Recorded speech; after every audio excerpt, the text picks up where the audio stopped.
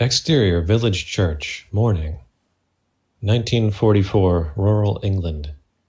The church is old and small. The bells ring, the sound harsh and loud. It carries all the way to Toby's bedroom. A room full of books and posters for theater shows. Toby, 50s, sleeps fitfully, tossing and turning. Exterior riverbed evening, a beautiful riverbed in the English countryside. Young Toby, 20s, and Francis, 19, hidden in shadow, trip lightly along a river.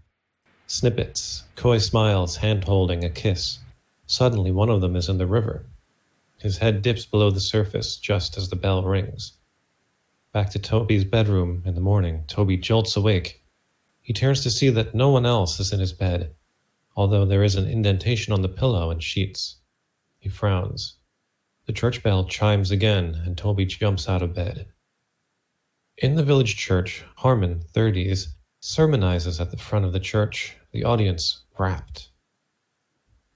War makes for strange bedfellows. I never thought I'd shake hands with a Scot. Laughter from the pews. This is a good thing. Love thy neighbor, but never forget that some bedfellows are too strange to ever consider. Toby enters. Everyone turns to look. Mr. Tearsheet, at the rear, as always. Just as God made me. You know, interrupting a sermon is a mortal sin. Then you really shouldn't let me interrupt you, Reverend. Harmon laughs half-heartedly. Toby sits near the back, behind Franny, 60s. Harmon resumes talking, but Toby doesn't pay attention. He leans forward and nudges Franny. She does not look back. Can I borrow your Bible? Mine's Quaker. Did you bring your hanky?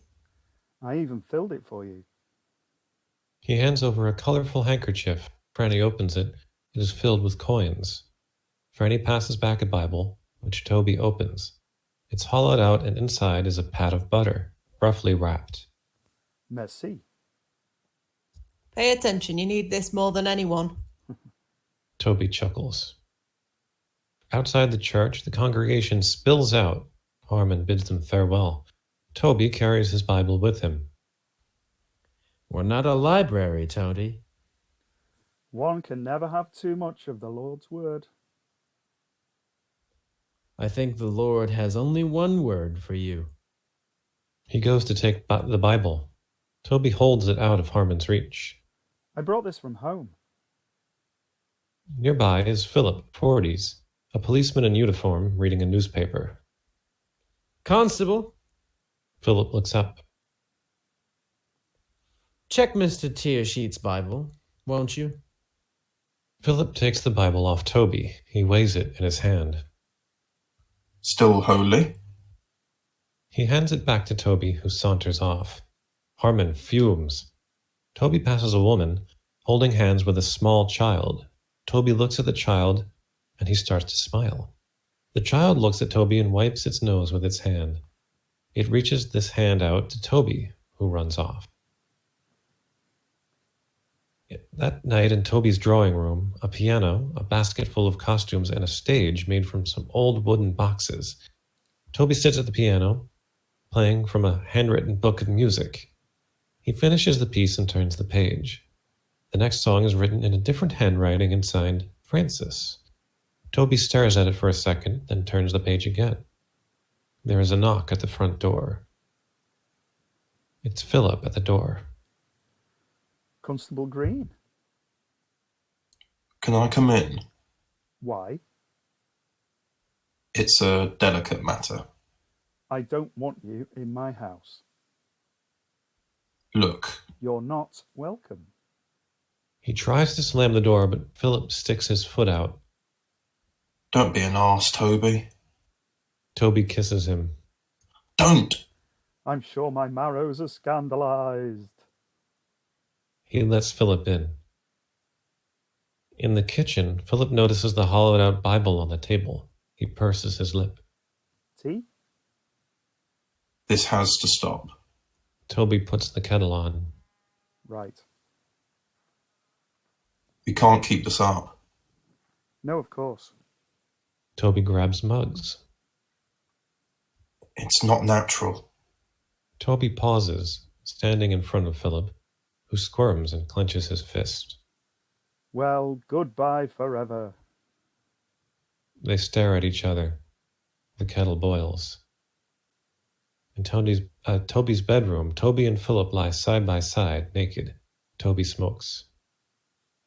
How do you always get what you want? Don't be too hard on yourself. You can't say no to me. Phillip stands up and gets dressed. You're in a hurry. I've got a lot to do. The kids are coming on Tuesday. Kids? From London? The evacuees. Is that still happening? Yes, Toby. The war's still on, if you hadn't heard. Poor things. Having to leave the delights of London for here? Better than a doodle bug to the head.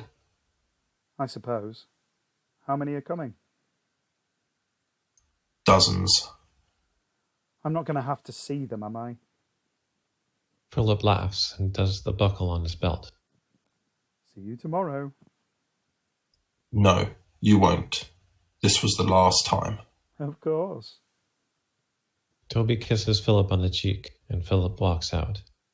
In the upstairs hallway, Phillip passes by the spare room next to Toby's. It's full of junk. When are you going to clear out this room?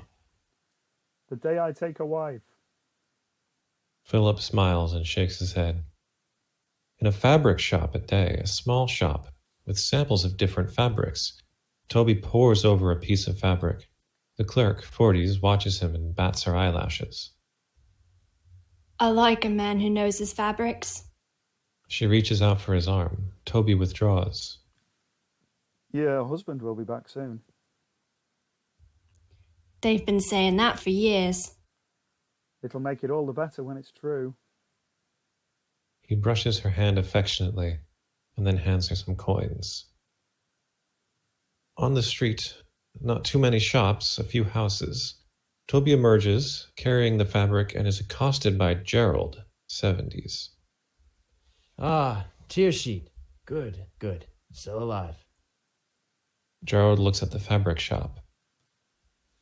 You buying wool again? What does a bachelor need that much wool for? We get cold too. You know, they make wives for that. He laughs at his own joke. Toby smiles. We're just about to have a lad's game of cricket.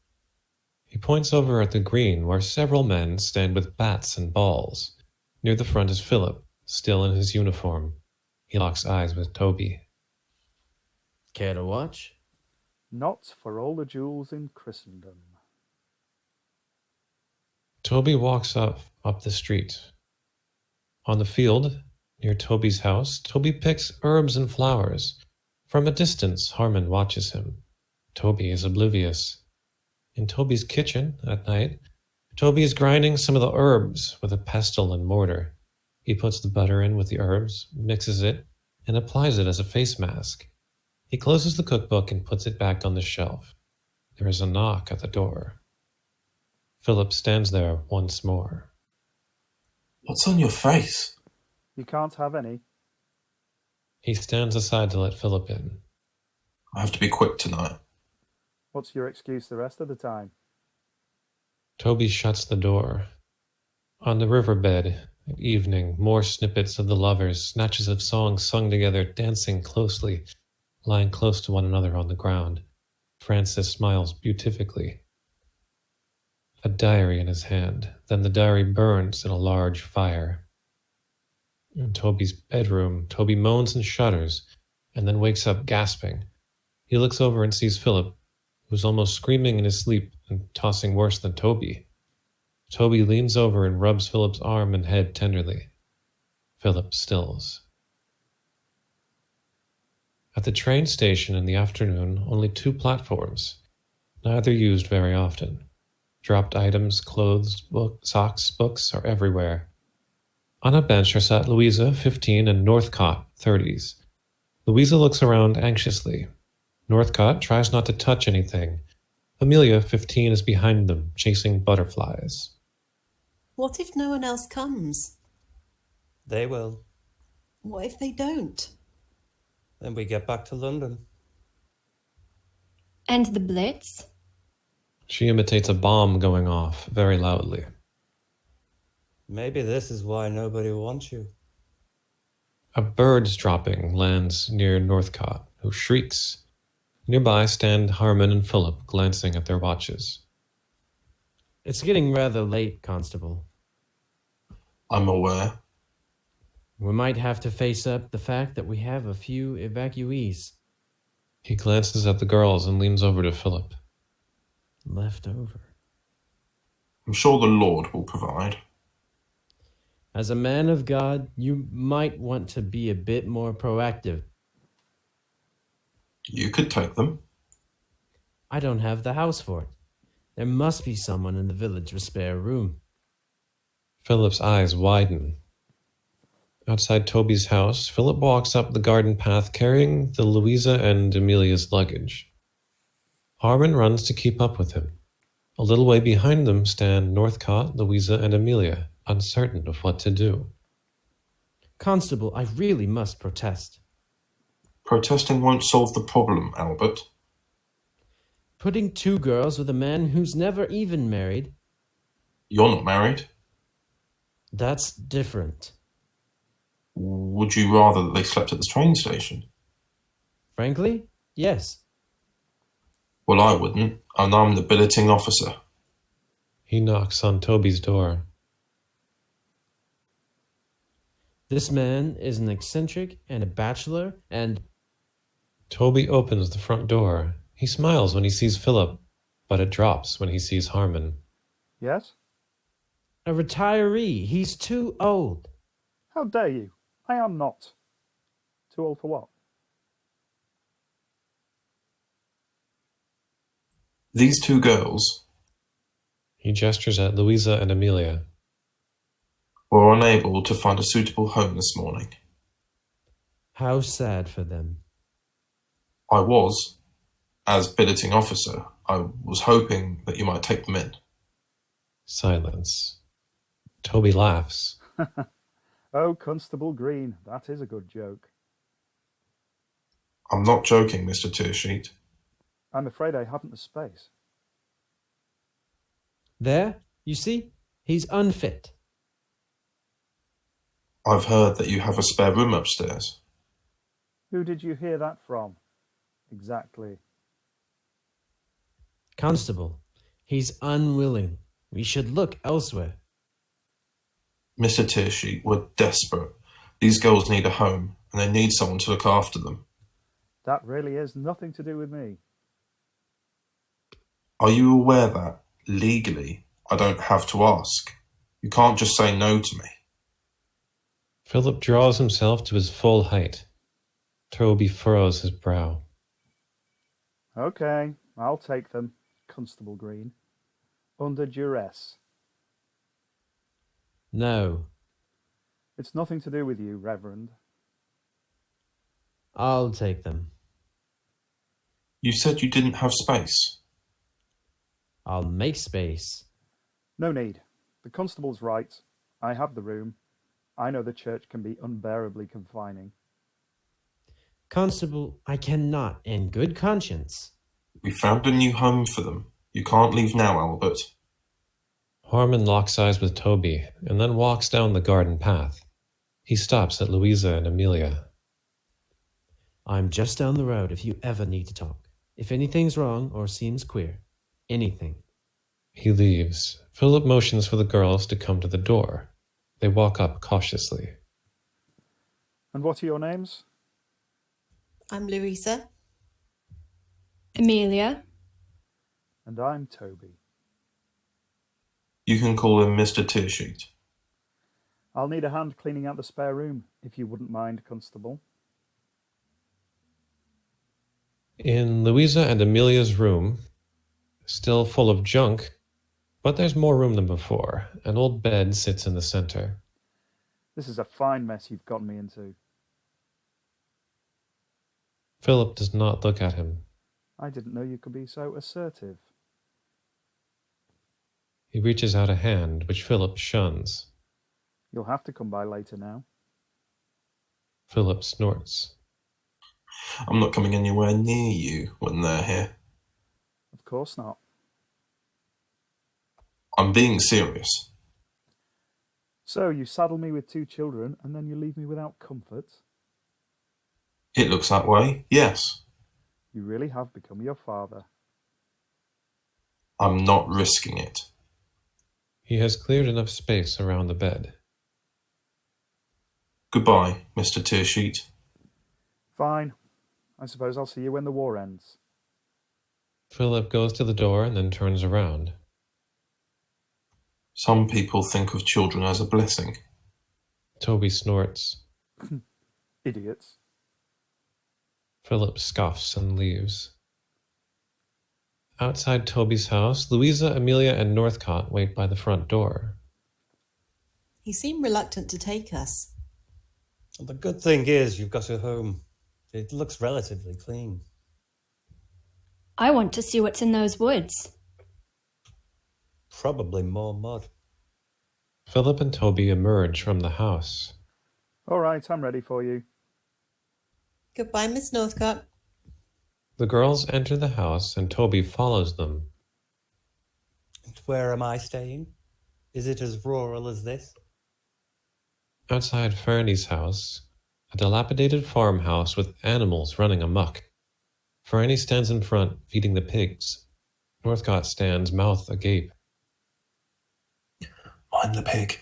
He's eaten 3 people already. Phillip walks off, leaving Northcotte alone. In Louisa and Amelia's room, the room is dusty and some of the junk has been pushed to the corner. This is where you'll be staying. I'm afraid you'll have to double up. I'll let you unpack. Toby leaves. Amelia sits down on the bed, which groans loudly. In Toby's kitchen, Toby, Louisa, and Amelia are sat down to dinner. There is a lot of food on the table. I thought the policeman said you're not married. I'm not.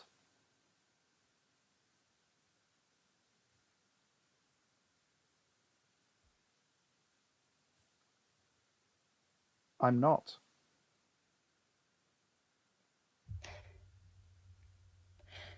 So who cooked all this? I did. Aren't there any women in the village? Several. Maybe even dozens. Then why did you never marry? You really must have some peas, Amelia. Or at least some beans. I don't trust them. What? You've never had beans before? What about peas? I ate a broccoli once. My word. I'd forgotten what London's like. You've been to London? I lived there before the war. The first war. Why aren't you in France? He's too old. I am not. Well, maybe I am. Toby composes himself. What time do you girls normally go to bed? 10. 10? No, that's too late. You really should be in bed by 9. 9. At the latest. That's when everyone round here goes to bed. That can't be true. That's a bit early for us, Mr. Tearsheet. You'll adapt. Now eat your vegetables, and afterwards maybe we can have a little music. The girls look at each other, uncertain. In Toby's drawing room, Amelia and Louisa are sat at the drawing room, watching Toby play the piano. He finishes. No applause, please. The sisters clap a little. Oh, if you insist. Do you sing, Mr. Tearsheet? Not anymore.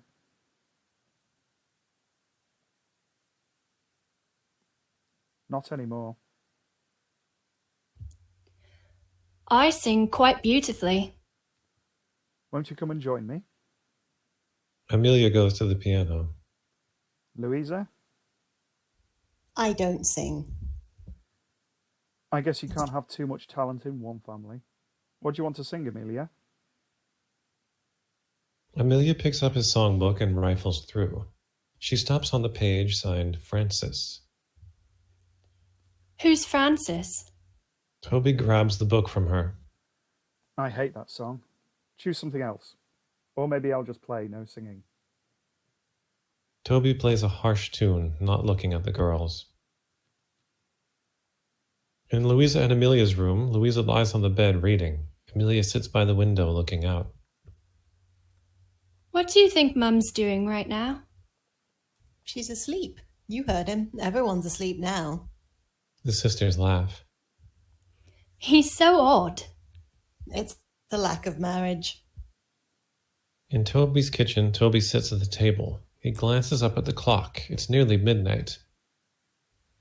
Being alone does strange things to you. Outside Northcotte's room, very early morning, the bed is hemmed in on all sides by disused farm equipment. Northcotte is asleep. Franny enters, banging a pot and pan, waking her violently. Rise and shine, up, up, up. Oh, what time is it? Time to be awake. The chickens need feeding. How awful for them. Do give them my apologies. You'd be grateful I'm not putting you in with a pig. You'd be 3 bites at most. I'm not going in with any of those mangy animals. Look, you, if you're living here, you're going to contribute. So up, about, and useful be. Can I at least wash first? You can do both at the same time. I beg your pardon. In Franny's back garden, there's a chicken coop right next to the outside bathtub. Northcotte huddles in the bath, staring at a chicken which stares back. Peeping cocks. On the riverbed, Toby and Francis stand on a small brick bridge, looking at the river. Toby's hand tentatively touches Francis's. This movement dislodges a brick which falls into the river. Mr. Tishy? Francis falls into the river, landing with a large splash. Mr. Tishy? In Toby's kitchen, Toby, asleep in a chair, wakes with a scream. Louisa and Amelia jump back. There's a tense silence for a few seconds. Toby smiles broadly. Good morning, girls. Why were you sleeping in here? For my back. How does that work? Toby cricks his back. It doesn't. What were you dreaming about? Many things. A new piano, no more bacon rationing. No, at the end. Oh, that. I think all men my age have nightmares. That sounds horrid. It sounded horrid. The noises you were making. Next time, we'll wake you up sooner. Thank you. Were you dreaming about the war? Toby nods. Which part? Breakfast time, I think. Oats. That which in England sustains the horses. And in Scotland sustains the men. Which explains why Scottish men are such stallions. He grabs a pot as a distraction and starts pouring out porridge oats. What do you want to do today? I want to build a tree house. I'd like to go bird watching. I think we'll do some knitting. Knitting? Yes, there's a muffler I've been meaning to finish for months. That sounds... Lovely. Amelia glares at her. We're guests. Amelia pouts. It's just for today. Louisa smiles weakly at Toby. In Toby's drawing room, the room has a piano, a basket full of costumes, and a stage made from some old wooden boxes. Toby sits knitting as the girls hold the wool. In Toby's kitchen, Toby, Louisa, and Amelia are eating dinner. Tomorrow, do you think we could... Tomorrow is my day to clean the house. Don't worry, I make it fun. I put on a record and listen to the Savoy Opera all day. Sounds lovely. Amelia stabs at a piece of broccoli. In Louisa and Amelia's room the next day, Louisa and Amelia lazily clean the room while, from below, we hear, "Three little maids from school are we." Why not give us a song, Amelia? Amelia grabs a pillow from the bed and covers her ears. In Toby's kitchen in the morning, Louisa, Amelia, and Toby are sitting down to breakfast. Today, Jam making. Amelia looks at Louisa, who stays silent. In Toby's kitchen in the afternoon, the kitchen is now full of peeled fruit, sugar, and bowls, in total disarray. The girls look frustrated and dirty. Toby is surveying the mess that has been made. Oh, and after we just cleaned up too. Well, I guess tomorrow is cleaning again. But now it's off to bed. The girls look horrified. In Toby's kitchen at night, Toby sits in his kitchen staring at the door. Outside Harmon's house, Harmon stands in his garden watching Toby's house. He sees the light on in the kitchen. He makes a note of it. Outside Franny's boarding house in the morning, Franny smokes a pipe on her porch. Northcotte comes out carrying a basket of washing, trying not to step in the mud. Is there somewhere I can hang my washing? Franny motions with her pipe to a frayed washing line which is strung across a large stretch of mud. Would you mind? Yes. Northcotte makes her way across the garden. She hangs out her clothes and then runs back to the porch. I wouldn't leave them out there for long, mind. Why not? Northcotte turns to see a goat walking toward her dresses. She shrieks and runs out, tripping and falling face first in the mud. Franny chuckles. You want to get yourself some proper shoes. Northcotte picks herself up, wipes off the mud, shoos the goat, grabs her dresses, and walks back to the house. When she reaches the porch, Franny is gone, and there is a pair of sturdy boots. In Toby's kitchen in the morning, Toby, Louisa, and Amelia sit eating breakfast. Amelia looks to Louisa. Mr. Tichy, we'd like to have a talk. I know we've had to be a bit domestic these past few days. I thought today we could really kick our shoes off and just enjoy ourselves. thank goodness. So, we're going to put on a show right here in the house. A musical show. No, legitimate theatre. Toby rifles through the costumes in his drawing room. Now, what shall it be? Pierrot? Midsummer Night's Dream? Salome? We need something with two women. Oh, I know. Portia and Nerissa. Who are they? From the Merchant of Venice. What a delightful little girl. Which one of you is older? She is. Then you can be the maid, Nerissa. He hands Louisa a costume. And Amelia, you can be Portia. He hands her another costume. Don't you think I'd be a better Portia? I know the play. We must always give new talent a chance. And, you know, Nerissa gets all the best lines. I don't want to have to read anything. Then you'd hate to be Portia. Now, Amelia, have you ever read the play? Then how can you know you won't like it? You should be willing to try everything once, except for cricket. Are we going to do this all day? Depends how good you are at memorization. I'm very good. Wonderful. Nerissa requires it. Perhaps Portia could be allowed a script. I'll go see if I have any writing paper so I can make a scroll of some kind. You girls get changed. Toby leaves. I don't want to do this.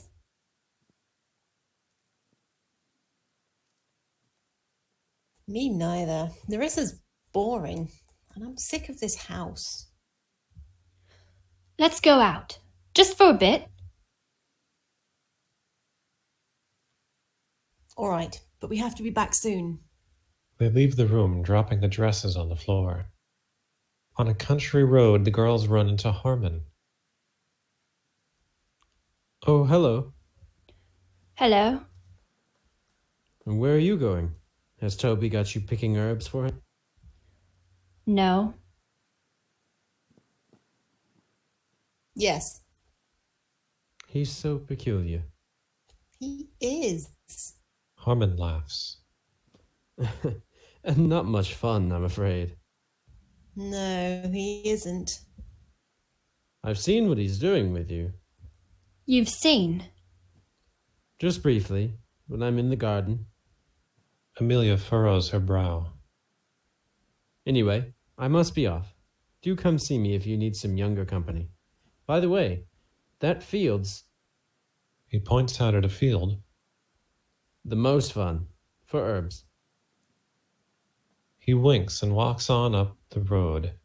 The girls go to the field he suggested. In Toby's drawing room, Toby walks in holding some parchment. He sees that the room is empty. He drops the parchment. He picks up one of the dropped dresses and holds them close. He puts it back in its box along with the other dress and then runs out of the house. In a large field full of green grasses and flowers, Amelia does cartwheels. Louisa picks flowers. What time is it? You know I don't have a watch. Should we go back? It can't have been that long. He won't even be missing us. On a stretch of country road, Toby runs along. Louisa! Amelia! Louisa! Girls! Harmon appears around a corner. Looking for someone? No, Then why were you screaming? I was not screaming. Toby glances around. Have you seen my girls? Oh my, did you lose them? For shame. Piss off. Toby roughly shoves past him. Harmon smirks. In the field, Amelia and Louisa lie in the field.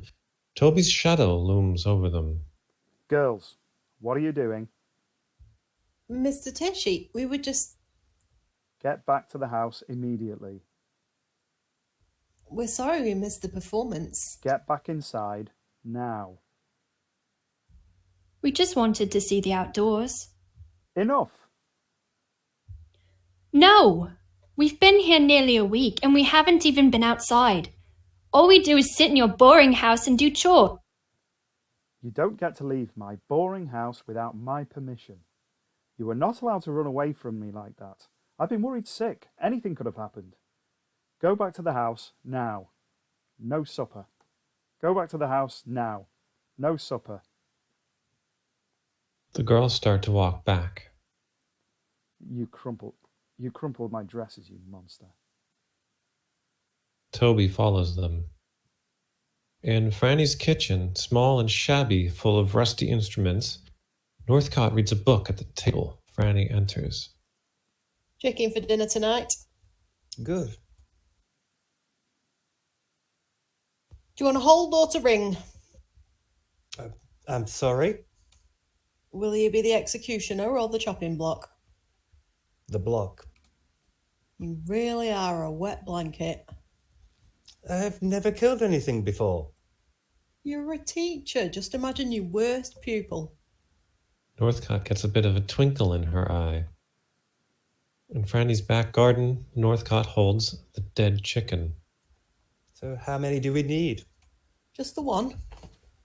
But the rest of them haven't done their homework either. You'll get to them in due time. She pries the chicken from Northcotte's hands. In Louisa and Amelia's room, Louisa and Amelia have been sent to their room. All the books have been taken out.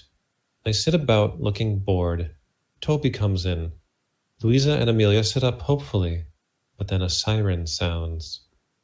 Air raid. In the air raid shelter, with bunk beds for people to sleep in, outside bombs explode and sirens wail. Toby is asleep on one of the beds opposite Louisa and Amelia. I thought they didn't get air raids here. There's a power station nearby. They're probably aiming for that. What was the point of even coming here? It's only once a week instead of every night. We've got to get out of here. There are bombs. I mean the house. We can't stay here with him. Where are we supposed to go? London. There are bombs there too. Maybe someone else in the village could take. The priest offered. He seems nice. Did he? We could try telling Northcotte. Amelia makes a face. We have to tell someone. The sirens stop. Louisa and Amelia look at each other. They move towards the door when Toby wakes up. Back to your room. Outside Franny's house in the morning, Northcotte sits on the stone wall outside the house, looking up the road. She's wearing her new boots. Franny walks out. You've been out here since dawn. I'm waiting. For what? Where's the postman? In France. So, how do you get your post? We walk. I've been waiting for 2 days. You could have told me. She starts to cry a little. She turns to hide this from Franny. Who's writing you? Northcotte sobs loudly. Franny puts her hand on Northcotte's shoulder. I'll show you where the post office is. Franny walks towards the village. Northcotte follows her. In Louisa and Amelia's room in the morning, Louisa is asleep. Amelia moves about the room silently, getting ready. Outside the police station, the village police station, more mugs than there are desks. It doesn't see a lot of action. Phillip sits at his desk. Amelia walks in. Good morning. Morning. Can I talk to you about Mr. Tiersch? Has something happened? We want another caretaker. Why? He's mean. He sent us to our rooms and didn't give us supper just because we went outside. What? We hadn't been outside in days. We just wanted to see the countryside. Toby wouldn't do that. Could we be moved? There's no one to take you. What about the vicar? He doesn't have the room. Could you take us? No, I'm sorry. I can barely take care of myself. What about your wife? Phillip grimaces. Is there no one else? Please. Let's go and talk to Toby. He rises from his desk. On the riverbed, young Toby and Francis are sat on the riverbed watching the water. I've never felt like this. I just want to sing constantly. Francis laughs. You really are a fairy. Is that so bad? He turns to look at Francis, who is suddenly bloated and pale. A corpse. Just don't tell anyone. He reaches for Toby. Toby's bedroom morning. Toby jolts awake. Louisa lingers in the doorway. Where's Amelia? There's a knock at the front door. In the kitchen, Phillip stands with Amelia in the doorway. Toby is livid. Go upstairs, right now. Do you really think that's necessary, Mr. Tearsheet? Thank you, Constable Green. I can handle my own children. I'm not your child. Amelia runs out of the room. What are you doing? What are you doing? You can't treat kids like this. I didn't want to be doing this in the first place. Well, you are doing it, Toby. You need to try harder. I'm disciplining them. They ran away. Where? Cobb's Field. The one you can see from your living room. I didn't know that. They could have been anywhere. Do you know why they left? They're ingrates. You hadn't taken them outside in 3 days. I've been busy. You have to let kids do what they want sometimes. I was never allowed to do what I wanted. I'm giving them the childhood I didn't have. I let them do theatre. Is that what they wanted to do? Yes, Phillip raises an eyebrow. I persuaded them. Let them be kids, Toby. Let them be themselves. Phillip turns to leave. Toby puts his hand on Phillip's shoulder. Their eyes meet. Phillip moves his arm to touch Toby, but restrains himself. He leaves. Girls, you can come down now. The girls come into the kitchen. What? I'm sorry. I'm truly sorry. It's a few years since I was a little boy and I'd forgotten what children like to do. I'll try harder. Let me make you breakfast. And then I want to show you something. A pleasant forest clearing. Toby leads the girls through the forest. I do hope it's still there. The girls walk silently behind him. You know, the royal family used to spend the summer near here. They come across a rope swing over a river. Ah, here we are. Brilliant. I don't wish to brag, but I used to be able to swing all the way across the river and land on the other side. Amelia does this exact feat effortlessly. That's all right. You weren't bragging. Are you sure it's safe? Don't be a coward, Lou. Gingerly, Louisa swings across the river, but doesn't manage to jump off in time and swings back towards Toby, who panics and tries to catch her. They both end up on the ground laughing. Are neither of you good enough to come and join me? Well, I'm not going to take an insult like that. He takes the swing but then looks nervous. Luckily, I'm much too old for childish dares. He hands Louisa the rope swing. But you're not. Get over there. Give her what for. Louisa swings across and manages to land. Toby and Amelia cheer. Outside Toby's garden, in the evening, Louisa and Amelia sit on a bench watching the sunset. That was fun. Have you changed your mind about him? I don't know. We might get more stuff if we pretend we haven't. There's a noise at the gate. They turn to see Northcotte. What's she doing here? Charming. How are you doing? We don't know.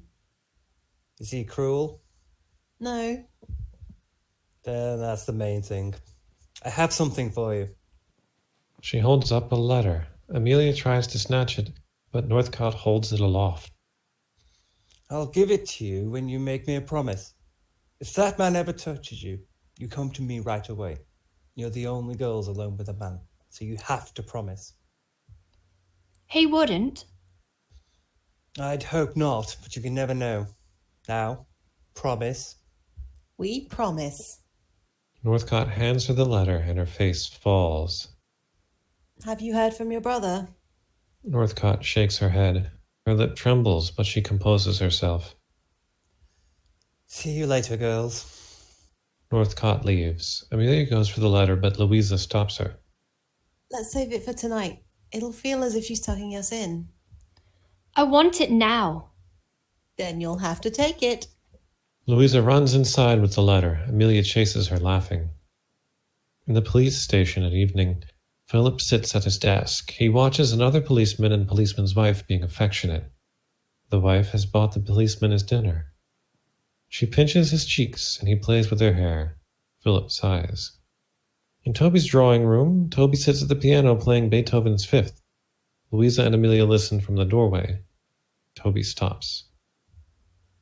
Would you play another? Or you could recite for us. Recite? A little Shakespeare. We'd like that, wouldn't we? She gives Amelia a look. Yes. I'll do a short one. He goes over to the makeshift stage. When he stands on it, his entire demeanor changes, his posture upright, his manner stentorian. Hath not a Jew eyes, hath not a Jew hands, organs, dimensions, senses, affections, He looks at his songbook and smiles. passions? Amelia sighs. Louisa is enchanted. And that's going to be our break because I forgot about it 10 pages ago. So everybody run to the loo if you need to go and grab a drink if you need one, and meet back here in 5 minutes. Actually,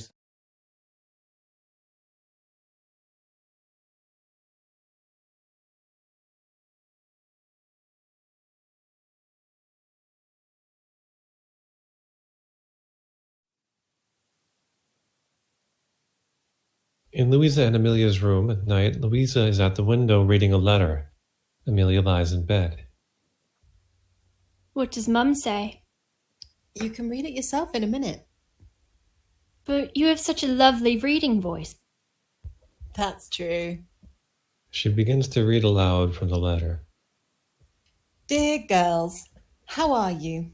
London seems so miserable without you, although that might also be the bombs. Your father sent me a letter last week. He's okay.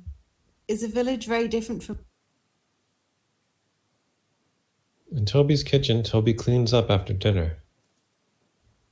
It must be difficult and scary feeling different from everyone around you. Toby hears a knock at the door. Be strong. There are other people feeling the same way, I promise. It's Phillip. You have each other and you need to stay together. Help each other. Love one another. Toby and Phillip kiss. Don't ever let anyone tell you that you don't belong or that you're not good enough.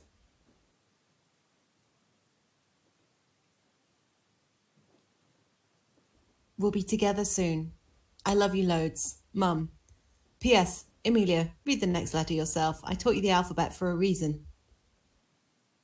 Amelia turns away from Louisa, tears rolling down her face.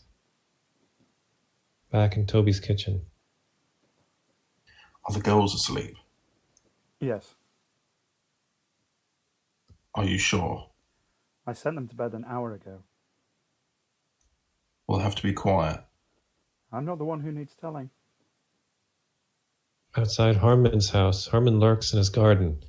He watches Toby's window and sees two male figures silhouetted in the light. He looks down to write in his notebook, and when he looks back up, the figures are gone. In Louisa and Amelia's room, Amelia is still turned away from Louisa, who is now in the bed. Mum sounds really sad. She's fine. She's in London. She's got all her friends. She doesn't have Dad or us. She's all alone, like Toby. Amelia sits up and hugs Louisa. In Toby's bedroom, Toby and Phillip begin to have sex, trying to be cautious and careful. However, as they get going, Toby moans. In Louisa and Amelia's room, they hear the moan. What was that? He's having another nightmare. She gets out of bed. Where are you going? It sounds bad. The two girls exit the room. In the corridor, Louisa and Amelia walk along, the moaning getting louder. That poor man. Amelia pushes open the door. In Toby's bedroom, Louisa and Amelia can very clearly see Toby and Phillip having sex. Louisa screams and the two men separate. Girls, The girls run away. get your clothes on. Toby throws on some clothes and then runs out the door. Phillip lies in bed, terrified. In Toby's kitchen, the girls run in and then stop. What should we do? We have to go. We have to get out. There are no trains for hours. Then we'll run. Which way is it to London? Who cares? Toby enters and switches on the light. Louisa screams again. Girls, please don't be scared. Stay away from us. We won't let you interfere with us. I'm not going to. I don't want to.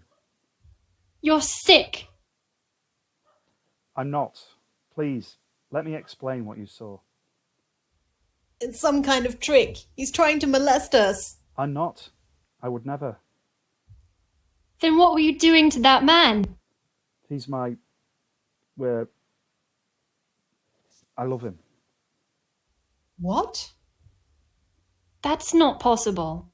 It is. No, no, no. Men fall in love with women. They get married and Not always. Some of us are different. But it's still love. Phillip comes down, dressed. It's the policeman. He's in on it. We need to leave. I can't let you go out this late. It's dangerous. There are... Perverts. He's right. It's not safe. Better than here with you two. No one in here will hurt you. That's the last thing I want. Didn't we have fun today? Is that why you were so nice to us? You were trying to seduce us. No! No, I'm not interested in children. Just men. Louisa, remember the Merchant of Venice? What are you doing? You know how Antonio would do anything for Bassanio, even give up his own life? He loves him. He loves Bassanio so much. That's the same as me. What's he talking about? It's a play. What are you talking about plays for? Good question. Amelia, I'm trying to show your sister that I love this man. And I show that love in a physical way. Just like your parents. Don't you talk about our parents like that? It's good and it's healthy and it's caring. Like all love. Then why is this illegal? Why are the Germans bombing London? Amelia approaches Phillip. Was he hurting you? What? Did he hurt you? No, it was... I liked it. Why can't you just get a wife? I don't feel that way about women. I never have. Not even Rita Hayworth? No. And you? I loved my wife in every way. And Toby. I enjoy being with Toby. That doesn't make sense. None of it makes sense. It does, though. If you felt what I felt for Phillip, you'd see it makes all the sense in the world. It's lovely, and it could never be harmful. The girls exchange a glance. Please, just stay tonight. In the morning, if you still want to leave, I'll take you to the station. I'll even buy your tickets back. We'd never find the station in this darkness. But how do we know he won't come in during the night and interfere with us? I'll sleep outside. I'll sleep in the garden, and if you hear the door open, you can run screaming into the village. The girls look uneasy but then nod. Louisa picks up a knife from the table. Let's go upstairs. The girls exit, giving Toby and Phillip a wide berth. How could you let this happen? I thought they were asleep. If they tell anyone... I know what happens, Phillip. Do you? Because they don't seem too careful. I've seen it with my own eyes. Don't lecture me about caution. I didn't make a nice, acceptable marriage in my 20s to throw off suspicion. I've dealt with this all my life. He marches out the front door. In the garden, Toby wipes down the bench with his sleeve. Phillip walks out. What are you doing? This is where I'm going to sleep. I'm making sacrifices for the children you burdened me with. Toby cleans the bench. Phillip watches. What happened when they caught you? What?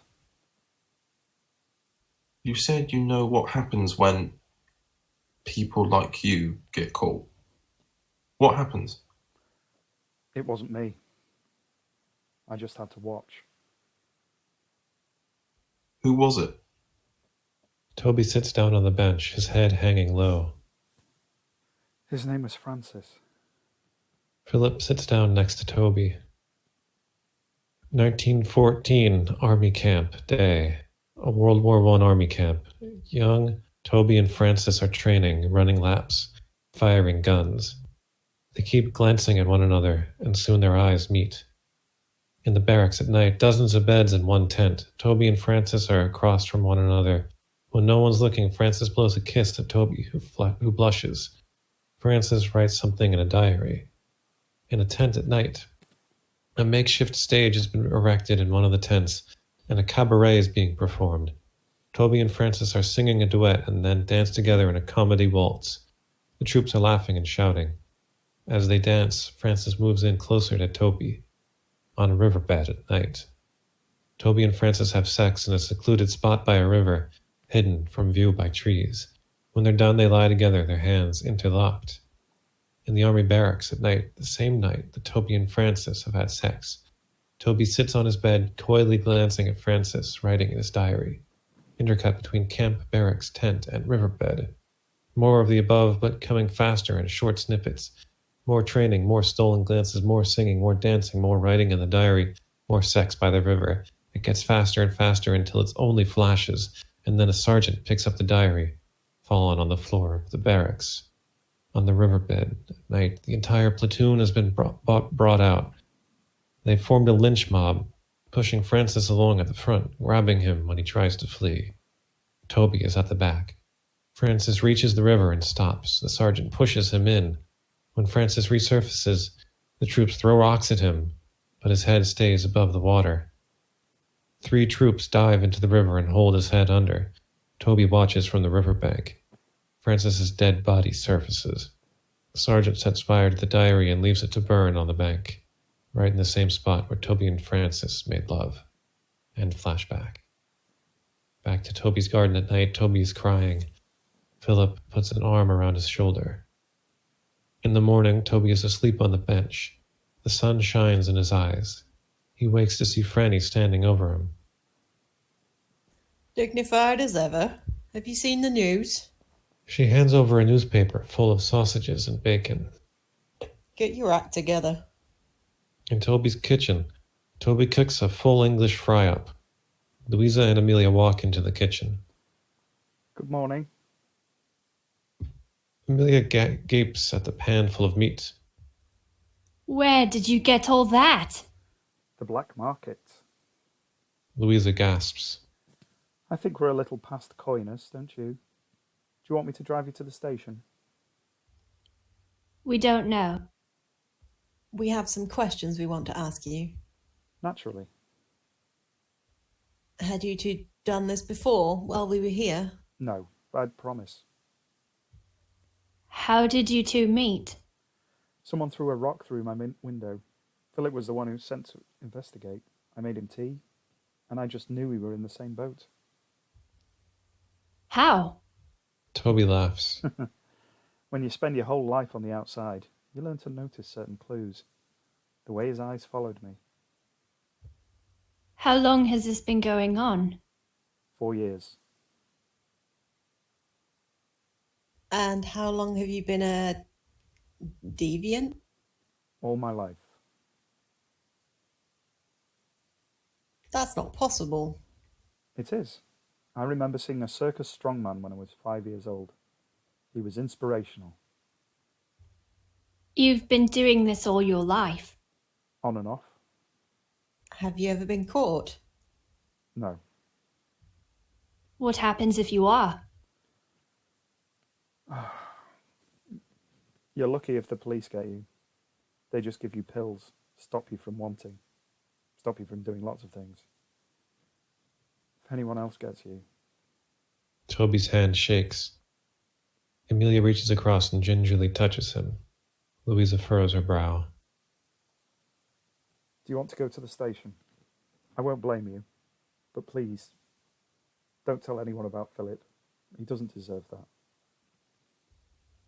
I think we'd like to stay. Yes. Wonderful. Thank you. And I promise I'll make sure you're happy. He serves breakfast. Louisa glances out the window towards the church. In the village park at day, a stretch of grass once beautiful, now broken and full of holes. The school's just up here. Are there many pupils? How should I know? They come within view of the school. It's been destroyed by a bomb. Rubble lies everywhere. Oh my goodness! My grandchildren were meant to go to that school. Franny can't stop staring. Northcotte hugs her. In the police station, Phillip reads a book at his desk. Harmon walks in. I need to speak to you about Tearsheet. Good morning, Vicar. I've observed him in the course of several illicit activities. Observed? He picks herbs that aren't his. Okay. He wears strange things on his face. I don't believe that's illegal. His evacuees ran away from him. I know. You knew? And you didn't do anything? I ran away from my mother all the time. Should I lock her up? He had a guest last night. Phillip knocks over a mug on his desk. He's been sitting up, waiting for almost a week, and last night he came. A man. Is that illegal? I think he's Yes. a degenerate, a homosexual. That's a very serious accusation. It is. He's had children in his house. You put them there. Do you know that the encounter was sexual? I didn't watch. But you did watch his house. I'm trying to catch a sexual deviant. I'd have thought you'd want to help. Were you ever married, Constable? Phillip nods. What happened? Whooping cough when I was in France. I'm sorry. You never remarried? You don't find happiness like that twice. Then you know the sanctity of love between a man and a woman. You know how awful it is to pervert it. Especially when there are children nearby. I'm sorry, Vicar, but a claim of this seriousness, you'd need more evidence than just a nighttime guest. You're right. Harmon stands up to leave.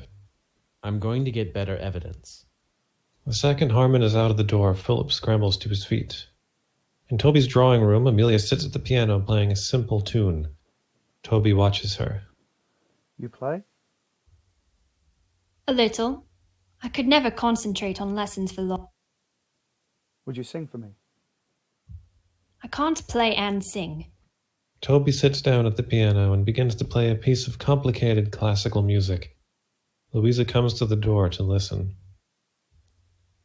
I don't know that one. Sorry, Mummy always told me off for showing off. Can you sing and play? I used to be able to. I haven't sung since Francis died. Why? Toby shrugs. Could you sing for me? Toby shuts the piano. Why waste such a beautiful day? Shall we go for a walk? Okay. Toby turns to Louisa. Do you want to come? I'll stay. I want to write Mum a letter. Louisa has her fingers crossed behind her back. In the village church, Louisa sits in one of the pews looking through a Bible. Harmon walks up to her. Hello. What brings you to my door? I thought it was God's door. Harmon laughs. I'm his lodger. Louisa puts down the Bible, still open on the page she was reading. Vicar, does being bad make a person sadder? It can. If the person isn't inherently evil, the Lord gave us rules for a reason. When we violate them, our soul cries out. And how do we help people who are hurting because of their sins? Do you have anyone particular in mind?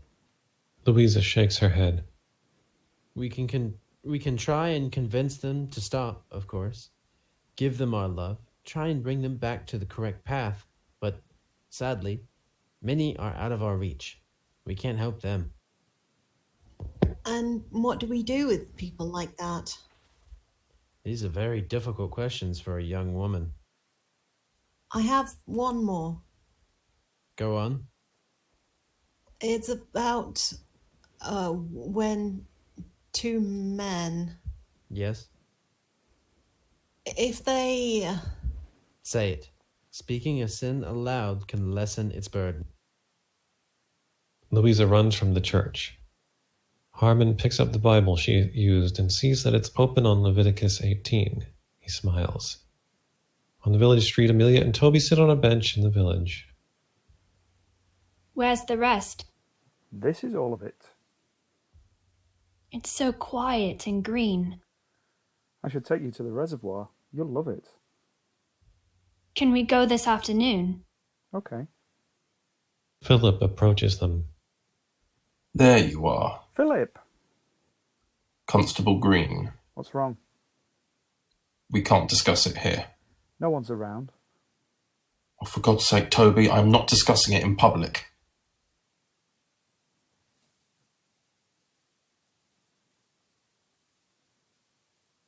In Toby's kitchen, Toby, Amelia, and Phillip enter. Louisa is sat at the table crying. What's wrong? Go upstairs, girls, please. Louisa? Now? Louisa and Amelia leave the room.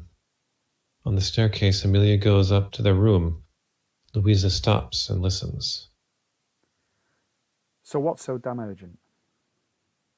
In Toby's kitchen, Phillip paces up and down. Harmon knows. He saw us last night. Toby's eyes widen. He doesn't know it was me. You're being paranoid. This is serious. No, it's not. Harmon's been going on at me since day one. No one's ever listened and no one ever will. He's been watching you. Let him watch, he might get an education. We need to stop. This again. I mean it. Fine, stop. Let's see how long you last this time, Phil. You might even make it a week. And you need to stop picking flowers and putting things on your face and being one step away from a woman. Shan't. You have to. It's my life. It's not just about you. You've already let 2 people find out about me. There it is. Philip doesn't want to be a sissy. Too late. I am not. Go on, keep at it. It doesn't matter how many innocent women you have to trick. I loved Alice. Toby rolls his eyes. I was going to be a father. That doesn't prove anything. You're a fairy through and through. I'm not. What? Like me? You are what you do, you degenerates. Don't you ever come near me again. If I hear one more complaint against you, I will arrest you myself. He marches out the front door. Toby follows. In the garden, Toby grabs Phillip and turns him around. You're nothing but a coward, afraid of his own heart. I could never love someone like you. He breaks free of Toby's grasp and marches out of the garden. Where's the rest of it? Does he shoot him? Does he Literally shoot him? on the edge of my seat here. This is Britain. We don't shoot people. It is the middle of World War II. Woo, well done, All the everybody. guns would be elsewhere, Paul. Home Guard will have some. Anyway, nice job, everybody. Especially those of you who've never done a table read before with us, which is, well, most of you actually. Everybody did a fantastic job. Thank you so much to Rory for giving us that script to read.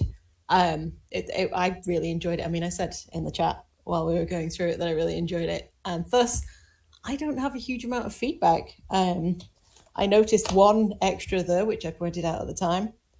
And I was wondering if the lads cricket was redundant, but you pointed out that he's the kind of guy who'd be like, oh, a boys' game kind of thing. So I thought it was nicely paced. I really enjoyed the story. I thought the reveal of what happened to Francis was kind of nicely timed within it. I kind of wasn't really expecting there to be that reveal, but there it was, and it was good.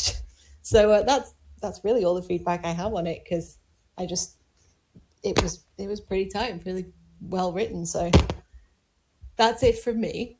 Charlie, did you want to give any feedback on it? I also loved it. I could imagine if I was watching this as a movie, the Francis scene, I would cry. I know I would. So I thought that was really well written. In general, I thought the characters, the voice, I thought it was really realistic and just well done overall. Awesome, thank you so much. Paul, do you have anything? Yes, I do. I thought it was great. I'm kind of annoyed that it stopped where it did. But, that's just the way it goes, I guess. One or two little things, and it's really about just sorting out typos and that kind of thing. I noticed there were quite a few times where Northcote's name was spelt wrong. So there's like 4 or 5 different variations of Northcote's name spelling. So just keep an eye on those. The 1 or 2 bits of Toby's dialogue where the words are a little bit. It just needs a bit of tweaking, but I think when you listen back to it, you kind of notice those anyway. Like the bit the beginning of page 62, I think. Or was it 60? I forget. But it was so something something so something. So it's just tweaks like that, I think. Otherwise, yeah, I thought it zipped along at the pace. I'm assuming that it would eventually be about 120 pages because it feels like a good midpoint. I'm curious about whether there'd be another way to do the Francis scene in terms of what the soldiers do, because I feel like I don't know whether they would want to be touching him because of that whole stigma thing. So whether they'd be wanting to find another way, whether they'd be killing him, like drowning him without touching him, like with poles or something. It's just something that occurs to me. I feel like they would be like, "Oh, don't let him touch me." One thing it did remind me of earlier, and I've forgotten what it was now. Oh yeah, it reminded me of a couple of things. It reminded me a little bit of Goodnight, Mr. Tom, which is obviously a good comparison. It also reminded me a little bit of Bedknobs and Broomsticks, only because it's the kids come into a weird house and weird stuff going on, if you like, or different from the norm that they're expecting. So it reminded me a little bit of both of those, which, that's not a bad thing. But yeah, it was. Yeah, well, of course. So yeah, good job, man. Good job. A couple more drafts, and I would say definitely get it finished. Outside the remit of the dissertation. But yeah, good job. And I'm done. Thank you very much, Paul. Connor, did you have anything to add? Yeah, I really, really liked it. It actually reminded me a little bit of The Imitation Game that stars Benedict Cumberbatch as Alan Cumming. It reminded me of those elements where he was trying to hide his homosexuality. Obviously, in that film, he actually marries someone to cover it up, but in here, it feels like a nice sort of parallel, maybe, with like he's having to live, or Toby's having to live in a way that he's having to hide himself, and it's almost like as soon as they find him, it will become a lynch mob anyway. And it kind of maybe has some parallels with the war in some way, that he's like kind of in a minefield kind of area with what he can and can't do. And obviously Phillip's doing the same thing. But yeah, I really enjoyed it. I really, really liked it. I definitely want to see what happens next. Yeah. But yeah, that's my notes. Same. I really want to know what happens next. Steve, did you have any notes? I do, yeah. I'd like to echo everybody else, say that I really, really enjoyed it. I really do like when stories have, they deal with gay issues, and especially when they're in the context of a time period where it's not okay to be gay. And I did quite enjoy it.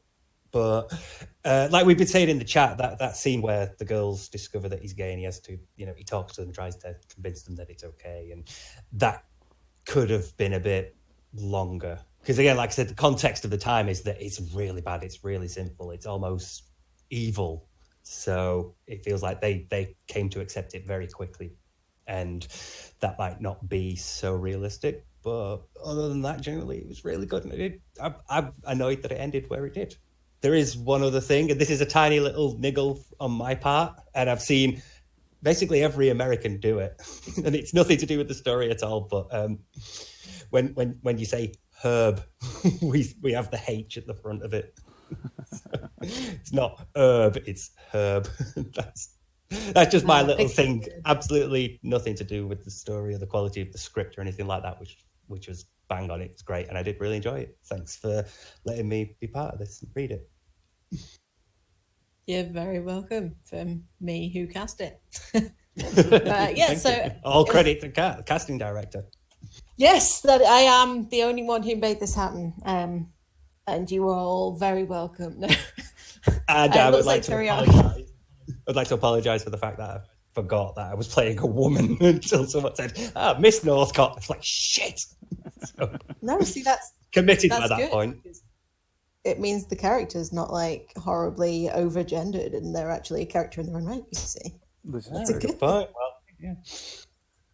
Well, it looks like Teriyaki Warrior left, but he pretty much gave some feedback in saying that he enjoyed the way it was kind of built tension and stuff. So, and obviously it wasn't his like favorite genre, I guess, which is fine. Not everyone's going to like everything. And I think 6 out of 7 is a pretty good ratio of this is my kind of script to But yeah, so I really enjoyed it. Thank you again so much for letting us read it. Yeah, actually, can I just add, mentioning about, the subject matter. I was going to be director of photography on a film about two guys, a guy coming of age into his gayness, I guess. And there were a few issues with it, which this doesn't have. It felt there were lots of unnatural stuff, whereas this, everything kind of flows quite naturally. The other thing it kind of reminds me of a little bit is Queer as Folk, for obvious reasons. But yeah, I agree with kind of some of the bits of the explaining of it. Maybe it just happened a bit too quickly. So yeah, I agree with what the other guys were saying in that respect. But yeah, I just thought I'd add that. I'll shut up now. Good job, everyone. Yeah. Good job, Rory. Thank you.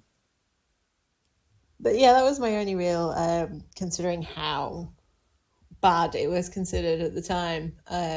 It does seem like they just kind of sit down to some bacon and forget about it. Like, oh, it's love, that's fine then, as opposed to, oh, this horrendous, perverted criminal act that you're doing is all right if it's in the name of love. I just don't necessarily buy it. But then they are teenagers, so they might be a little bit more open-minded, but probably not in that era. So I don't know. I'm kind of in two minds about it.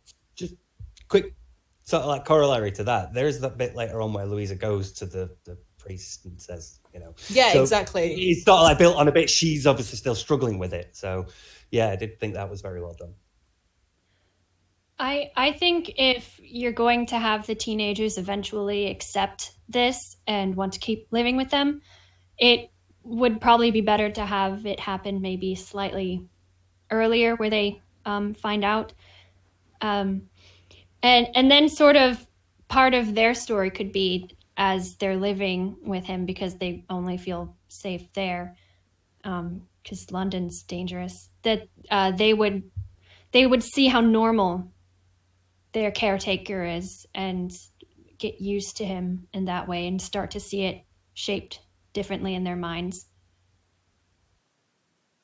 I think maybe if they knew Phillip a little bit better, because they only know him as the policeman who turned up on the first day and then dropped them off at this place. So they don't really know him and what he's like at all. Like maybe if he rescues them or something at some point in the yes, script, they already had a fondness for him. That'd be good. Yeah, he meets up with them when they do their whole rope swing thing, or maybe they get lost and he finds them and takes them back to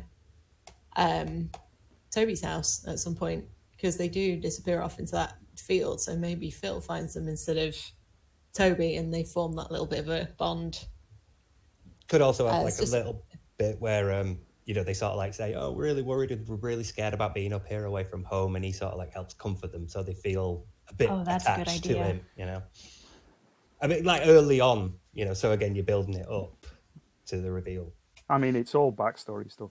You could even say, oh well, maybe their dad is a copper or something, Yeah, Yeah. yeah, or yeah. was a copper before he was killed in a blitz or something. Just there's loads of ways you could go with it. Yeah, the only thing that they really do with Phillip is when he kind of semi chastises them and tells them, oh, well, it's Toby's house, you've got to deal with it, sort of thing. So, yeah, if they liked him a little bit more, it might help soften that blow, as you say. So, does anyone else have anything to say?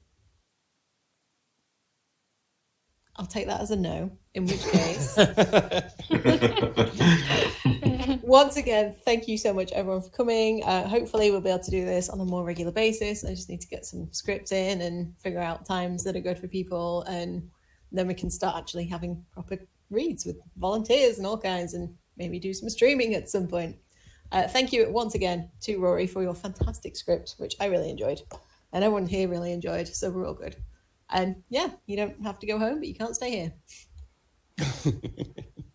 I'm already home. So. Everyone say goodbye and then be quiet. Bye. Bye. Bye. Goodbye. Goodbye from me. Oh my goodness.